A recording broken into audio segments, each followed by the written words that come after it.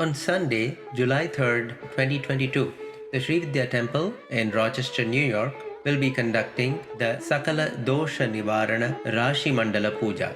This unique and exclusive puja invokes the blessings of the Divine Mother to grant us relief from the ill effects of planets such as Shani, Rahu and Ketu. All are welcome to participate in person or remotely. For more information, please visit srividya.org/Rashi2022.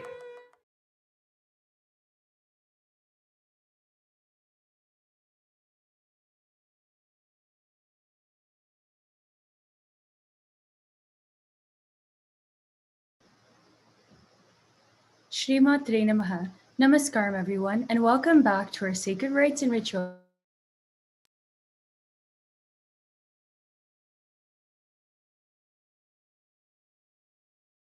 The Mandir of Sri Lanka. These lectures are conducted by Sri Chaitanyanandanatha, affectionately known as Ayya. Ayya is the founder and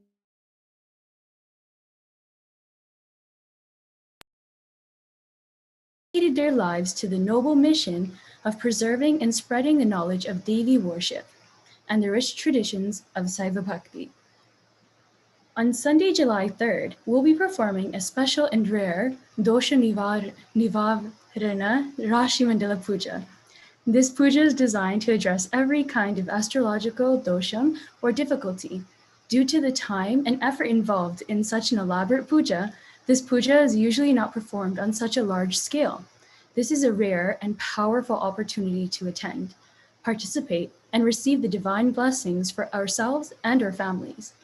Although we need to face these karmas, we can still lessen the impact of the planetary forces by performing certain pujas or homas with faith and devotion. The Rashi Mandala Puja reduces the severity of our painful experiences and is tremendously helpful for creating peace, harmony, success, and good health for ourselves and for our families. For those interested in viewing content shared during these sessions, please note that all content being discussed during these sessions will be posted after the conclusion of each topic on our webpage. Please use the question form to share any questions you might have pertaining to the content discussed. For those viewing our live stream, our question form can also be found on our webpage, which is srividya.org/aym-lectures. At this time, we will hand it over to Aya to begin our session today.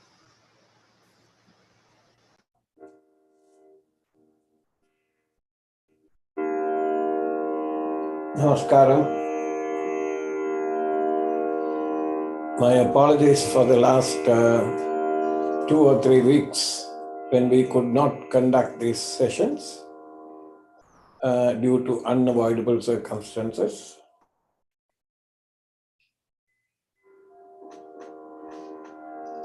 Hamsa Siva Soham Hamsaha Hasakafrem Hasakshamalavarayum Hasaum Sahakshamalavarayin Sahau Swarupa Nirupana Hetave Swagurave Sri Annapurneshwari Amba Sameda Srila Sri Amardhanandanada Saraswati Mahapattaraka Mama Sri Guru Sri Padukam Pujayami Tarpajami Namaha. My humble pranams to my esteemed Guruji, Srila Sri Amardhanandanada Saraswati of Devipuram, India. I implore him to sit on my open heart lotus and speak through me. We have been looking and discussing the 25 forms of Shiva. Panchavimsati Murti Dhyanam. Now, we have covered many topics, many different forms of Shiva. And today, we are going to look at the form that is called Sharabeshwara. It is arguably the most ferocious of all of them. And there are many stories about the advent of this Murti. Sometimes it is said that the divide between the Shaivites and the Vaishnavites was widened by this story. We do not know the authenticity of these arguments, but it is sufficient to say that the divisions between Vaishnavites and Shaivites sometimes admittedly have been aggravated by these stories.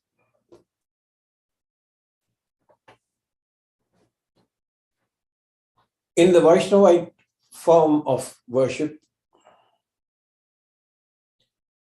Narasimha is considered to be the most powerful and the most ferocious. The story goes that sage Kashyapa, through his wife Diti, had 2 sons. One was called Hiranyaksha and the other one was called Hiranyakashipu.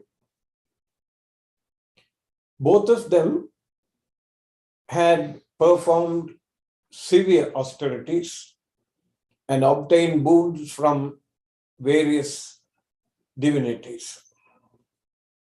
Hiranyaksha took the earth and went down into Patala Loka. Atala, Vitala, Sudala, Talatala, Rasadala, Padala, Adala Padala. So he is supposed to have taken the earth into Rasadala. Now, Sri Mahavishnu took avatar as a boar and went down, digging until he reached the earth and brought it back on his snout. And in the process, he attacked Hiranyaksha and smashed him, hit him on the chest with the boar's horns and killed him. Hiranyakashipu, his brother, was admittedly upset at the death of his brother. And he obtained boons from Lord Shiva that neither God nor man nor animal should be able to kill him. And if his death occurs, it should be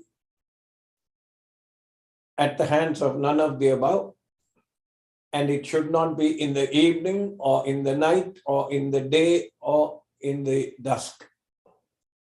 And he should not be killed either indoors or outdoors. He thought that he had covered all the bases. Sri Mahavishnu, listening to the complaints of the 33 million divinities, Muppattu Mukkodi Devar,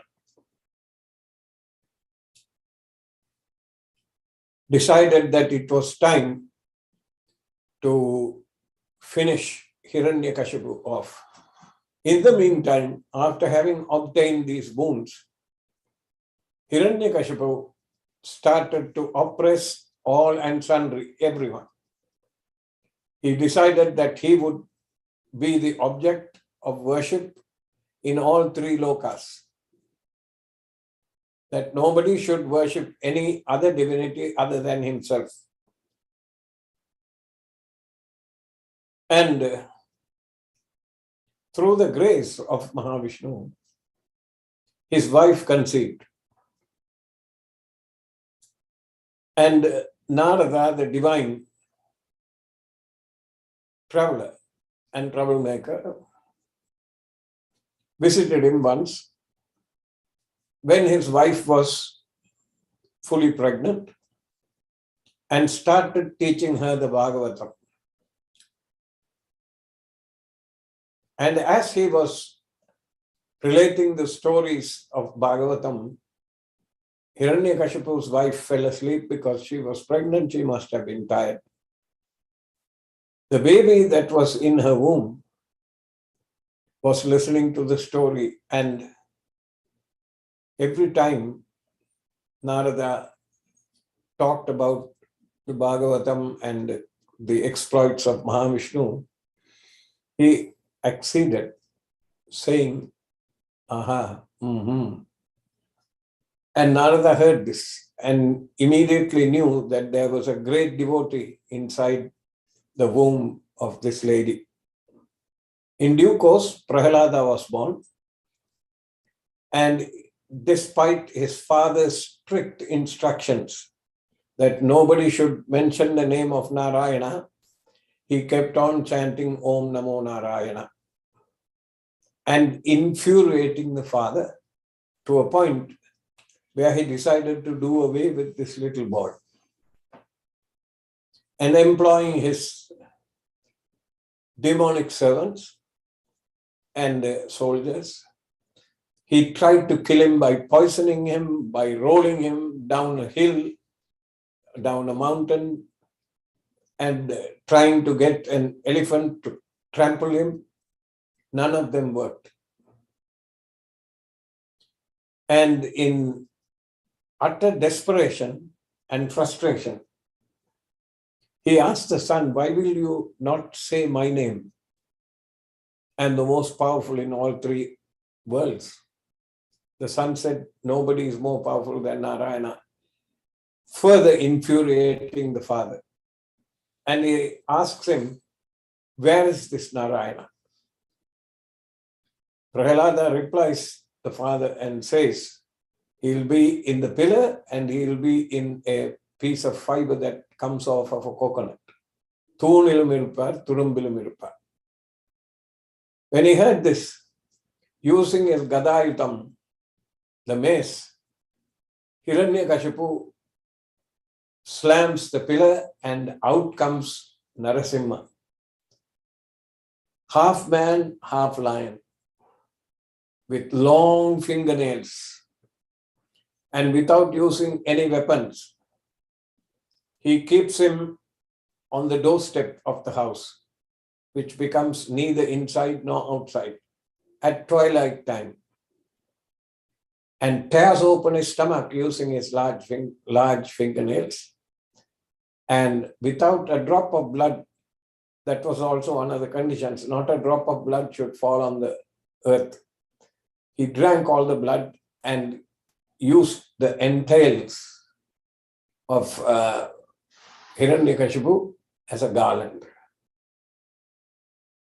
Now, after he did this,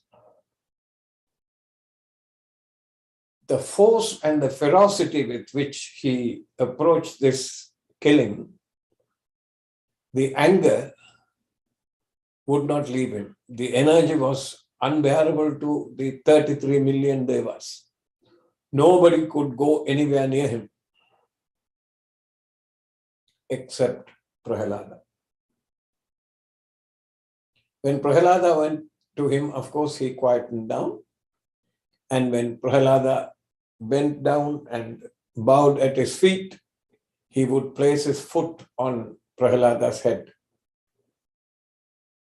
Such a form is there in the temple that is very close to Devipuram, my guru's abode. It's a place called Simhachalam. If some of you or any of you have not visited this place, you must visit this. It is worth seeing.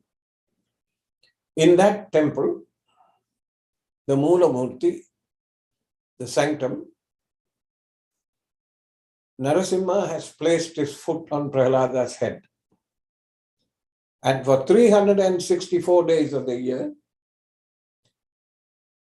it is covered with butter, sometimes sandalwood.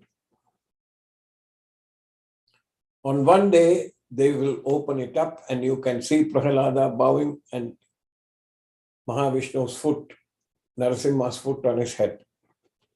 Now, it is said that this temple was constructed overnight by the divine Sthapati called Vishwakarma and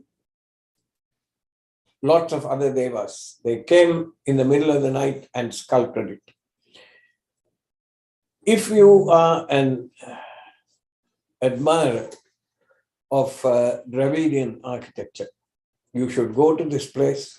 And if you look at the finishes in every pillar, every finial, every wall, you will see how exquisitely this place has been carved. They have taken, whoever carved it, if it is true that the divinities came down and carved it in one night, you can believe it because of the workmanship that you will see in any part, any nook and cranny of the temple. It's like a fine piece of jewelry that has been carefully and exquisitely and lovingly handcrafted. I spent hours walking around this temple and admiring it. The one day that the statue was exposed, Guruji took me to the temple. And I spent a long time standing in front of the statue, lost in, because the energy in that place is unbelievable. Now, getting back to our story, Narasimha was in that ferocious form and that ferocious attitude. And the Devas go and plead with Parameshwara, please help. Now, this story, let me tell you, is in no way being told to disrespect anyone belonging to the Vaishnavite faith or Hindu or the Saivite faith. I'm just relating it as it was told.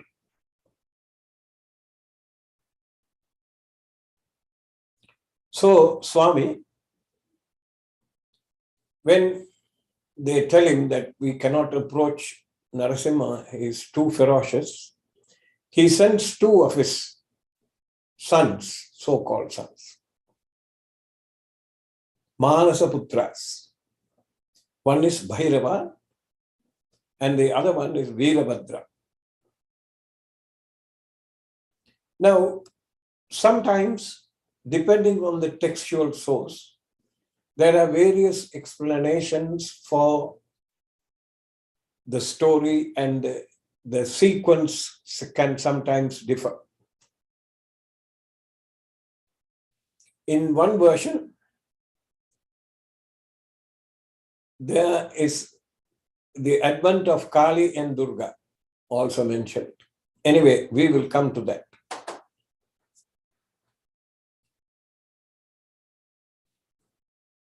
When Bhairava and Veerabhadra approach Vishnu, he smiles. Approaches Narasimha, he smiles and quickly ties up Veerabhadra. Veerabhadra is supposed to have been one of the most strongest. If you remember the story of Daksha and Daksha's Yajna, he's the one who went and destroyed it. And he subdues Bhairava too. So the Devas, and when Veerabhadra was tied up, Narasimha was looking at him and smiling. So Veerabhadra calls out to Swami. And from here is the difference. This is one of the variations. In one version, a blinding flash of light appears from Veerabhadra's heart. And when the light subsides, there is Sharabeshwara. Veerabhadra himself is transformed into Sharabeshwara. Lion body, human head, lion face, 8 legs, 4 legs facing down, 4 legs facing up, and 4 arms filled with various weapons, and a long tail, and 2 wings. Now, in one version, the 2 wings are Kali and Durga. It could be because in the version that we are familiar with, we know that Sulini Durga is one wing and Pratyangara Devi is another wing. Pratyangara Devi is also known as Adharvana Bhadrakali. So it could be the same. Maybe they just dropped the Adharvana part of it and it became Kali, and Sulini was dropped, so it became Durga. But anyway, the 2 wings were Adharvana Bhadrakali, Pratyangara, and Sulini Durga. And Sharabeshwara flies through the air. And he comes, and here is another difference in the story. One story says that he came and held Narasimha at his upper arms with both his hands. And with the sparsham, as soon as he touched him, Narasimha calmed down. That's one story. I like the version where he flies down and he embraces Narasimha with his wings. And immediately Narasimha is brought back to his senses. And he sees Sharabeshwara in front of him and is moved. And he chants an Ashtakam, which is there to this day. It's called Sarabashtakam, chanted by Narasimha. Now, as soon as he calms down, Sharabeshwara blesses Narasimha and returns back to him, back to his abode. Now, if you look at the diagram, the slide in front of you, you will see that he is holding Narasimha down. One version says that as soon as he came, he knocked him down and Narasimha was flat on his back. I prefer the story where he embraces him with his wings, which is more likely because Swami, after all, is Abhyada Karunamurti. He is very compassionate. Even though he may have been in a ferocious form, he embraced him. And if you look at the figure on your left-hand side, I believe it appeared in one of our calendars a few years back. You cannot very clearly see the other two legs. The four legs are missing in that. There are many versions of this picture. So now, one other thing of interest I have to say, most of the figurines and the sculptures of Sharabeshwara, Sarvamurti, are found in the south of India. You don't find any of these representations in the north. None of the temples that I have looked at and tried to see in detail in the north show you anything about Sharabeshwara. The figure on the right-hand side, you will see two legs pointing up and six legs pointing down.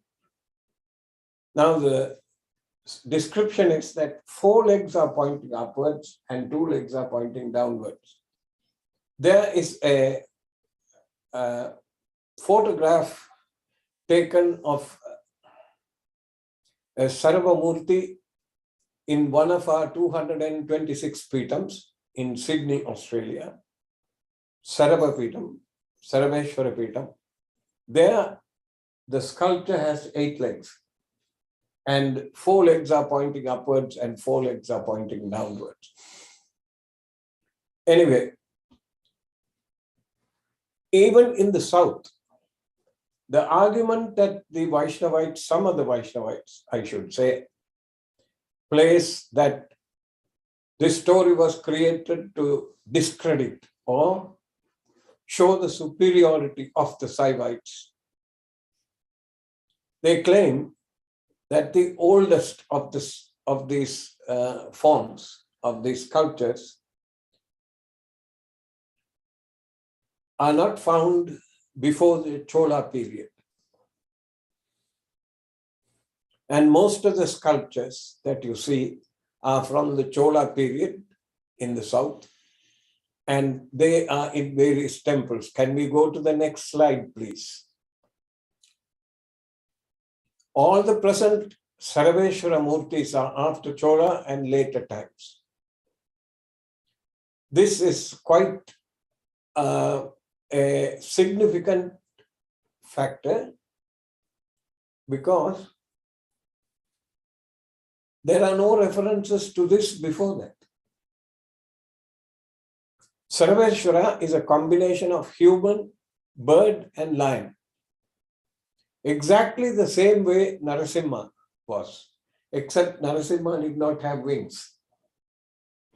And there is a description of Sharabeshwara even in the Panjavimsati Murti Dhyanam, where he is shown with a beak.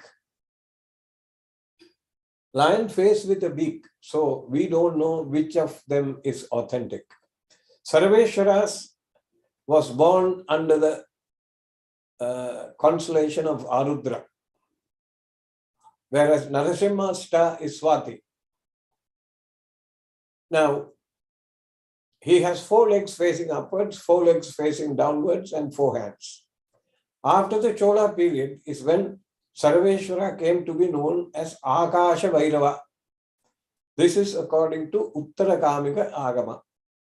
In the 14th century, can we go to the next slide, please? In the 14th century, there was a gentleman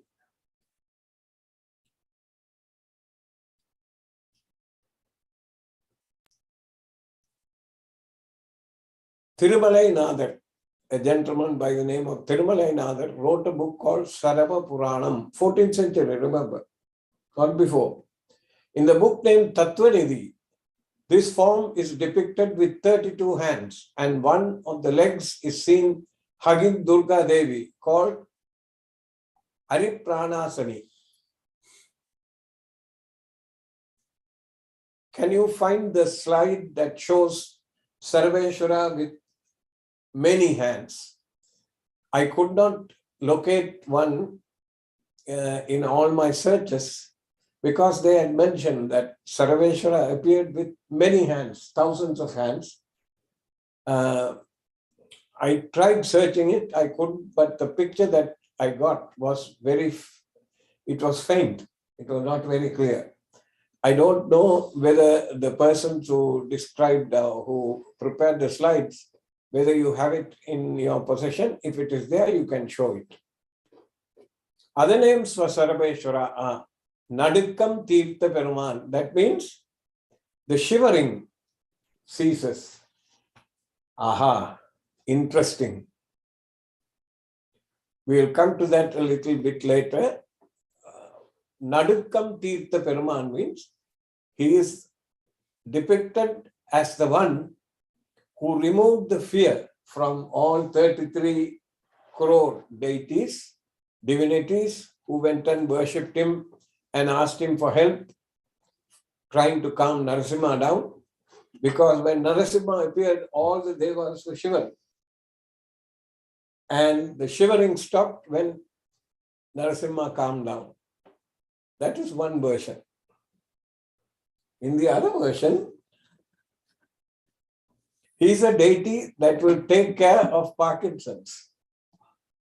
In the beginning stages, Parkinson's is Nadakam. That means the shivering is there.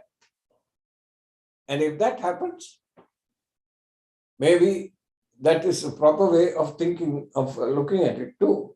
Because if he is Nadakam Tirtha Peruman, the one who removed the shivering, he should remove the shivering regardless of the cause of the shivering, right?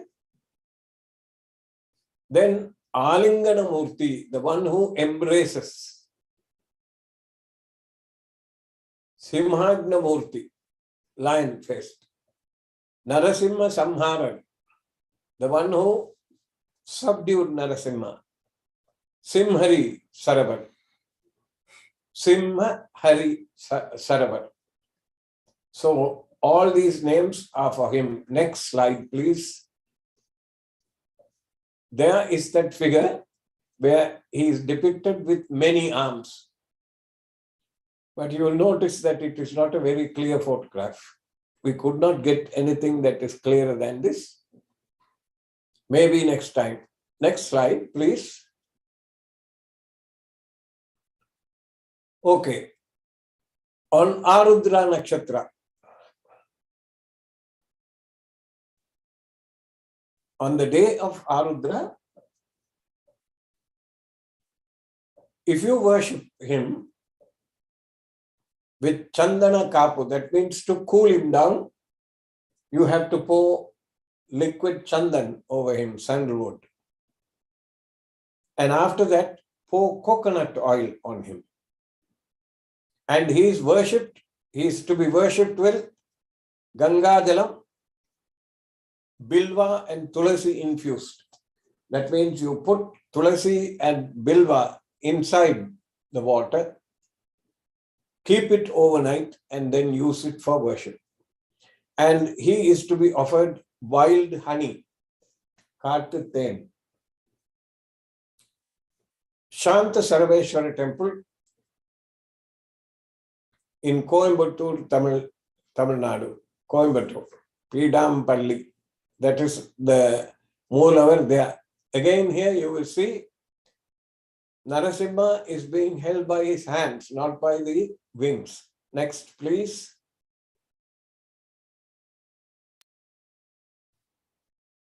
Methods of worshipping Sharabeshwara. Fruits that can be offered are Poovan Param. The bananas that are shown is supposed to be a particular type of banana that is quite famous in Tamil Nadu, and Natu Palam, country bananas.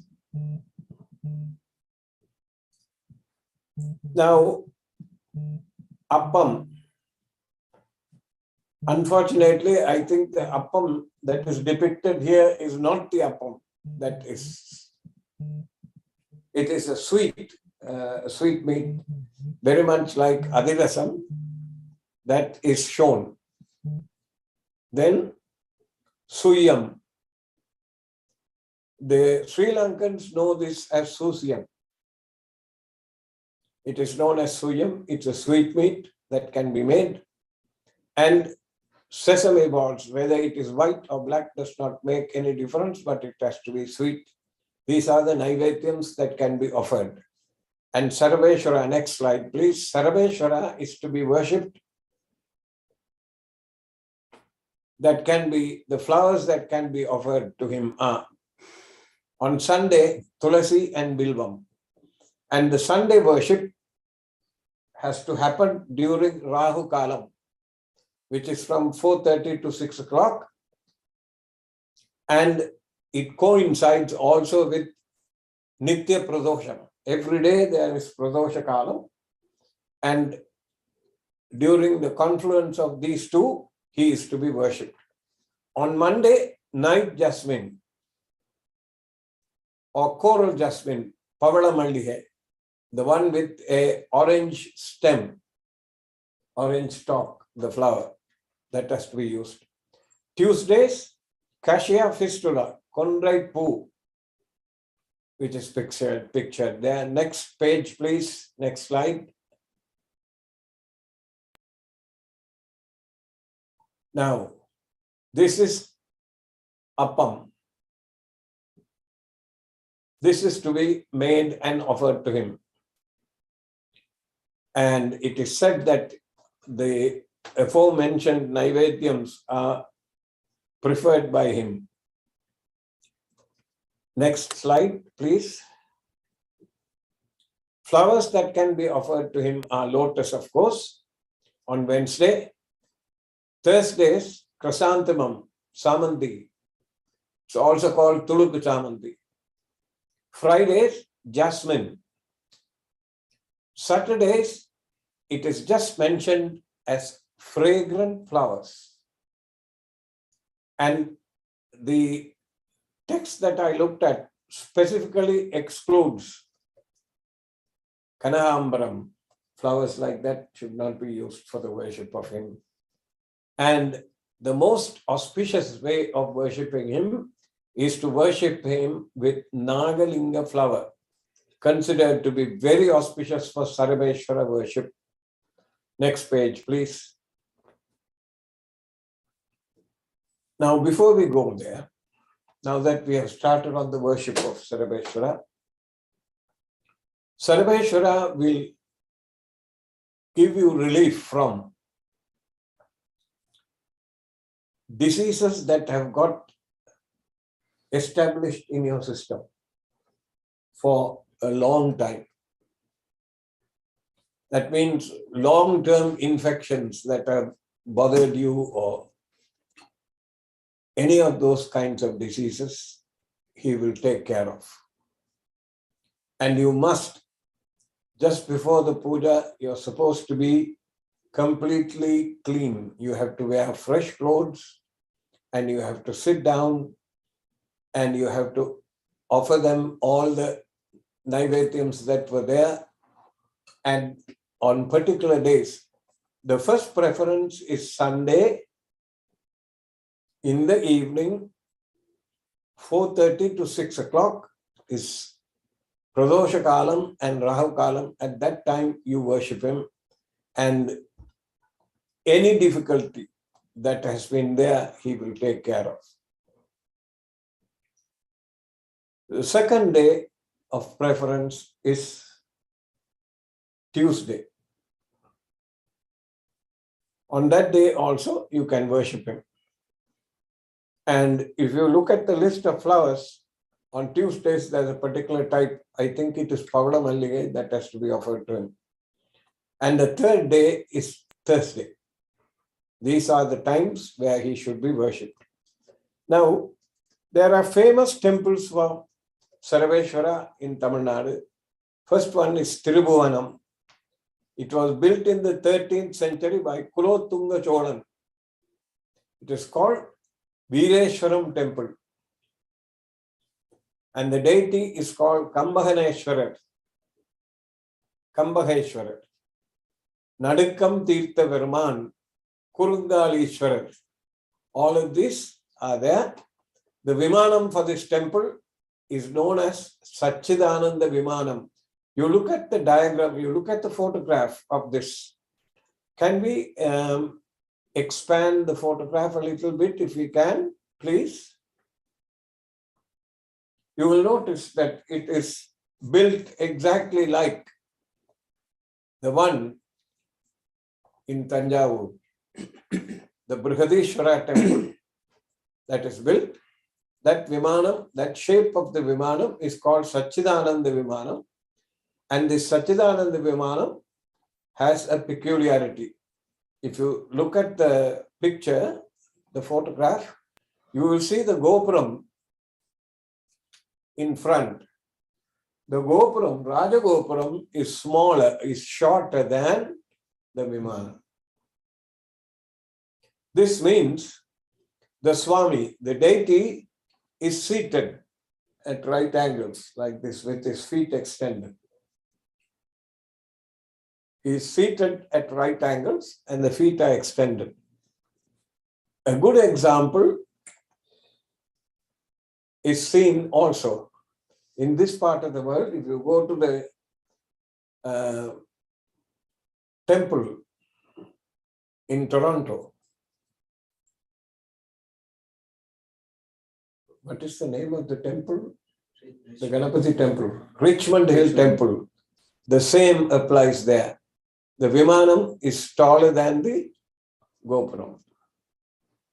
That means he is in Padmasanam or he is seated like that and is to be worshipped like that.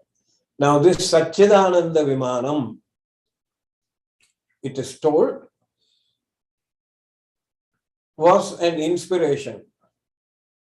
Just like Gangai Konda Sholapuram temple was an inspiration that resulted in temples like Brihadishwara. Next slide, please.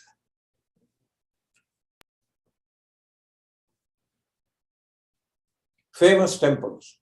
Tukkachi, Abhat Sahayeshwarar. In this temple, which unfortunately from the photographs you can see is now falling apart, is one of the most beautiful places that you could see. I am told the sculptures are absolutely eye-catching and beautiful. It was built between 1118 and 1135 by Vikrama Cholan. The oldest Sharabeshwara Murti to date is located in this temple.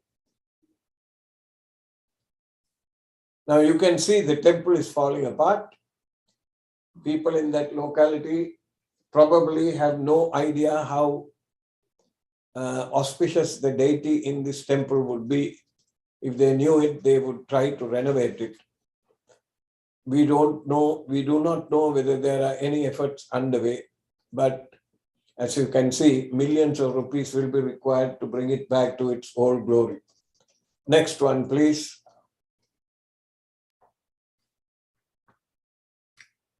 Other temples that have a Sharabeshwara Sannidhi or where Sharabeshwara Murti can be found are Tenupurishwara Temple in Tambaram, Chennai. I have been to the temple and you can see again Narasimha is depicted as having fallen down. So obviously they subscribe to the other story. Cholinganallur. In Cholinganallur, there is a Sharabeshwara called Akasha Sharabeshwara. It's regularly worshipped. And near the Coimbatore market, Alingana Murti is there. Alingana Murti is there. This is the form that I like because it is on the wall and it is not a complete sculpture on its own. It's carved as a relief on the wall. Alingana Sarveshwara is the one. And in the Chidambaram temple, there is Sarveshwara and Trilokya Sundara temple. Then Airavadeshwara temple in Tarasuram in Tanjore district. Sharabeshwara, a few examples are shown to you on the photographs there. Next slide, please.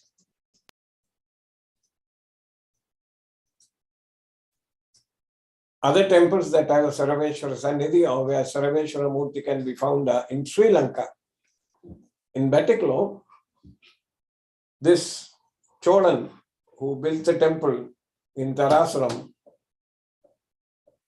instructed that in Munaikadu village, in the Muttimariyamman temple, Sarabeshwara songs are to be sung and he is to be worshipped. He made a declaration, which means he must have been in Sri Lanka during that time. And I can tell you, it was during the 10th century when the Cholas were in complete power in Sri Lanka. Next one, please. This is that Muttimariyamman temple.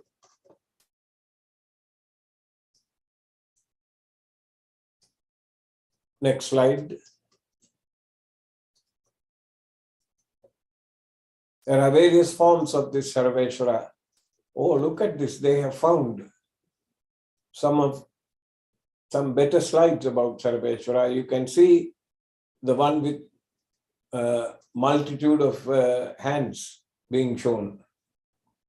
Obviously, when you show one feature, you cannot show the other features properly. So we don't know whether he has 4 legs or 6 legs or 8 legs or anything like that from these. Next slide, please. Saravamurtis. These are variations of him. The mantra for Sarveshwara is Om, Kem, Kam, Kampat, Pranagrahasi, Humpat, Sarva Satru Samharanaya, Sarva Saduvaya, Pakshirajaya, Humpat Swaha. He is to be worshipped like this. If you have presented yourself at the temple in Rochester during the Pratyangara Homam, sometimes we chant what we call affectionately as the security package. And it has Sarvam. Sarveshwara is chanted with Surini, Pratyangara, Vanadurga, and Sarveshwara. Now, there are some explanations as to when you chant Pratyangara alone. If you chant Pratyangara and Vanadurga together, it is known as Mahapratyangara. So these are chanted. And there are some explanations I have seen in writings that the tail is supposed to be Vanadurga. The tail of Sarvamurti is raised. Okay, next slide, please. Or have we run out?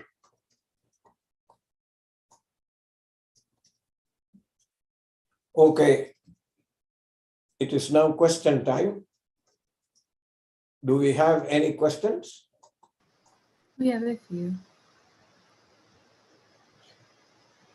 Okay, can you display the questions and ask? Okay. Why is it that we typically worship Sarveshwara with Vana Durga, Pratyangara, and Sulini Durga? And is there a reason we don't worship Sarveshwara on his own? Because Sharabeshwara on his own is with Sulini Durga Pratyangara. And if you also subscribe to the fact that Vana Durga is his tail, the whole form is what is chanted. Om Hrim Ksham Pakshajwala Jigve Karanatam Sre Pratyangire Ksham Hrim Hum Pat Srim Hrim Klim Dum Jwala Jwala Sulini Duktakra Hum Pat Swaha Om Kem Kam Kampat Pranagrahasi Hum Pat Sarva Satru Samharanaya Sarva Chaduvaya Pakshirajaya Hum Pat Swaha Om Hrim Dum Uttishta Purushi Kem Swavishi Bayam Me Savuvastidam Yadishakyam Ashakyam Va Tanme Bhagavadi Same Same Swaha Dum Hrim Om. I think this is the whole form of Sarveshwara. So that's the reason why all the other mantras are chanted along with this. Okay. Next question. You mentioned that with Sarveshwaram, there was no mention of him prior to the Chola period. Is that also the same for Pratyangara and Sulini Durga then? I do not believe so, because Pratyangara is mentioned in the Rig Veda. If you read the introduction to the book that we published on Pratyangara Puja Vidhanam some time ago as a Navaratri Malar, you will read that the slokas are taken from the Rig Veda. So it comes from the Vedic period. But I don't see, I haven't come across, I shouldn't say I don't see, I haven't come across any references to Sharabeshwara in other writings. There is a book called Sarva Sarva Kalpam. These are later works, and there are some tantras that relate to several of these deities. Vijnana Bhairava Tantram, and so on and so forth. So we do not know whether there are any references to Sarveshwara in those. Okay. Next question. Is Sarveshwara with multiple hands or feet possibly a reference to Virat Purusha from Purusha Suktam, which describes him as Sahasrakshi Sahasrapa? Sahasraksha means trillions or countless number of eyes. Sahasrapad means countless number of feet. So I would say the reference in the Purusha Suktam is more in keeping with the Vishwarupa Darshanam that Arjuna had during the Mahabharata war, rather than the multiple hands or feet referring to Virat Purusha. Although there is nothing to prevent Sarveshwara from appearing exactly like the Virat Purusha that Arjuna saw, because there can be no difference between him and the other form. But I don't believe that the Purusha Suktam describes this one, because countless eyes and countless feet. It doesn't mention that he has countless eyes and countless feet in the form as Sarveshwara. Next.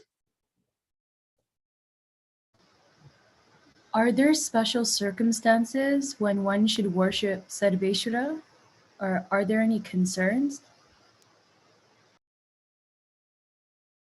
If you describe the extreme power that is created when a Nikumbala Yajna is performed for Pratyangara Devi, That is described as a tall boy. That was, in other words, a nickname given to one of the bombs that was dropped over Nagasaki and Hiroshima. If you compare Sharabeshwara with that, Sharabeshwara is a thermonuclear device, a hydrogen bomb. It is infinitely more powerful.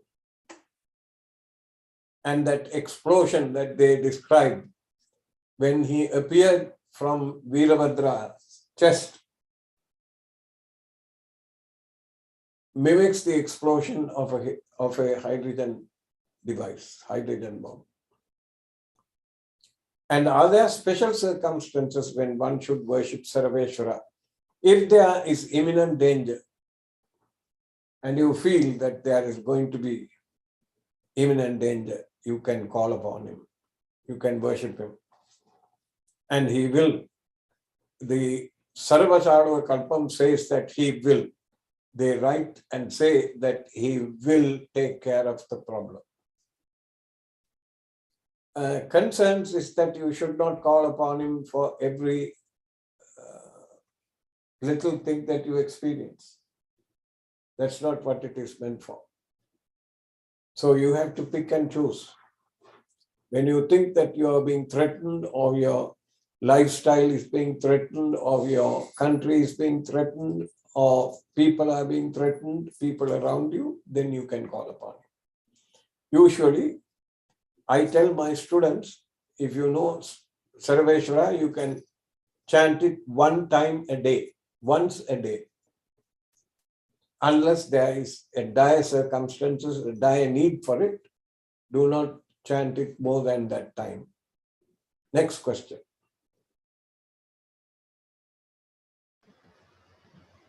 When would one... Oh, sorry. No, it's okay. When would one invoke just Pratyanga versus invoking Sarveshwara? In previous Pratyanga homams at the temple, Sarveshwara was invoked, but not in recent years. Is there a difference happening for it now to not be invoked? One of the reasons why we chanted, why I insisted that we chanted Sharabeshwara, is so that the people who are chanting with me would become familiar with the mantra. That need has been fulfilled. So there is no need for us to chant Sharabeshwara. Like I told you, unless there is a dire need, you don't invoke him. But to learn about him, the students and the others who are learning the Vidya, they need to know what the mantra is and become familiar with it. That is why it used to be chanted before. Even when you chant, when would one invoke just Pratyanga? When there are difficulties, when there are blockages, when there are circumstances where there are blocks where you can't proceed in your sadhana or material life, or you cannot proceed with your education or things like that, then you call upon Pratyanga. That's the way to do it. Or if you're afraid and you're a believer in the black arts, if somebody has practiced black arts on you, or if you suspect that it has been done, then you call upon Pratyanga. Okay? What is different now is that all these people are now equipped with the weapon of Sharabeshwara in their own slivers. So when they want to, they can invoke him. But he's not to be trifled with. You don't call upon him for all and sundry. Next question. What is the textual source of the story the story of Sarveshwara and Narasimha that you narrated? What is the textual source of the story of Sharabeshwara and Narasimha? Shiva Mahapuranam. There is the story that is mentioned. And the Sarava Puranam, which was composed in the 14th century. These two are the sources. Next.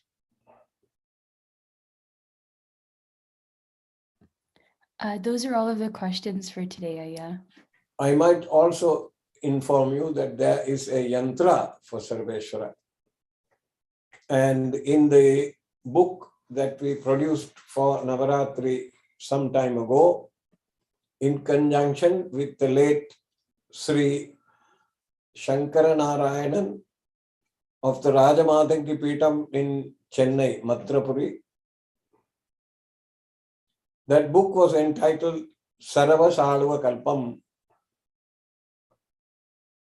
And in that, you will see the yantra and yantra puja and all the variations of the mantras that are there employed to worship Sarveshwara.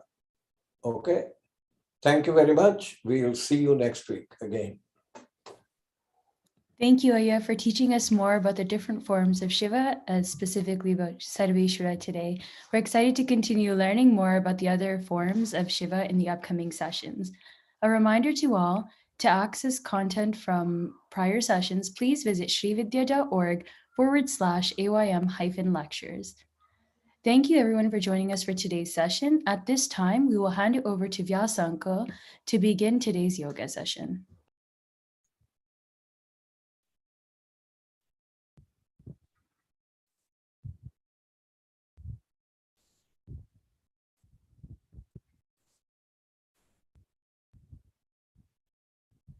Greetings to all of you and my pranams to Ayya and all the wonderful devotees of the Sri Vidya Temple and Vaishnava Yoga Mandir. In the practice of yoga, there are various methods and approaches. For example, a person can go completely into the asana practice, or a person can approach based on the pranayamas. A person can go completely on various relaxation methods. A person can also have an approach from the Dharmology. So today, as most of you know, we have been doing some practices on Varma. In the Varma, what is most important is that in our system, there are various Varma points, vital centers, where there are excessive energies stored. So especially in the yoga practice, we always try to use the Dharma just to ensure that there is a neutral level in all your activities. So in today's session, we will do one of the practices which is involved with the speech aspect. So if the clarity of the speech of any person, whether it can be speech or music, in a normal sense, the eyes, you say from the eyes to this region is a very important area, this whole region.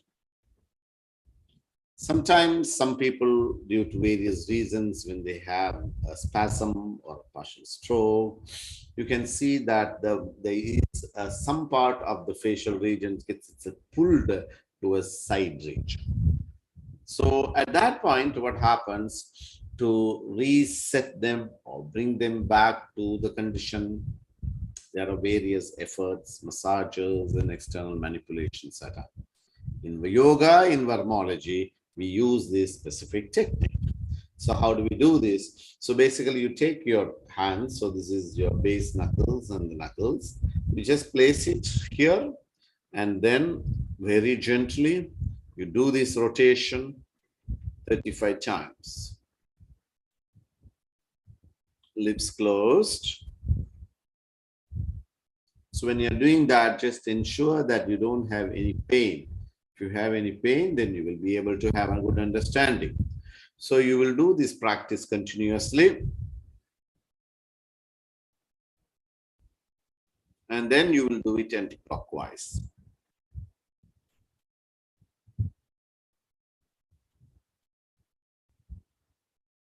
And then you will relax yourself. Then you will start to hold the breath in the kumbhaka. So you take a deep breath.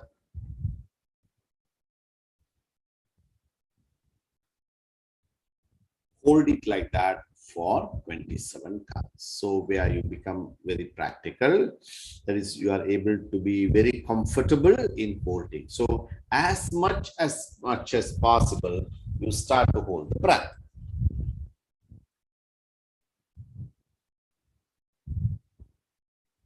Then you finish 27 times. And then the third round is that again you start holding it. And then you do the same application of the external manipulation.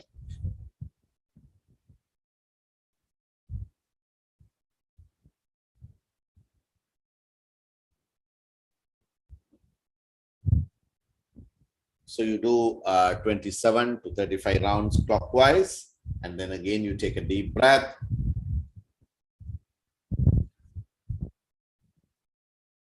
You do it anti-clockwise. Once you have finished it, again start holding the breath.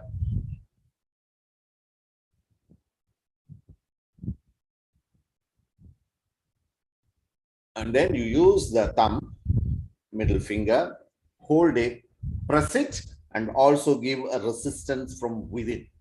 So air will resist. Here will give a very gentle pressure. So once you will hold the breath, you can just take another extra breath, and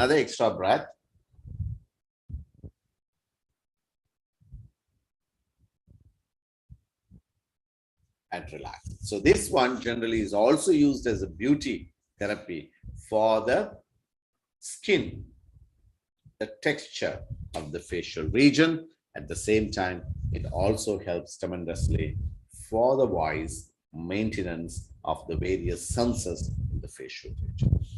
So thank you very much. My pranams to Ayya, all the devotees, and see you all next week. We'll complete the session with the prayer. Om Shanti Shanti Shanti.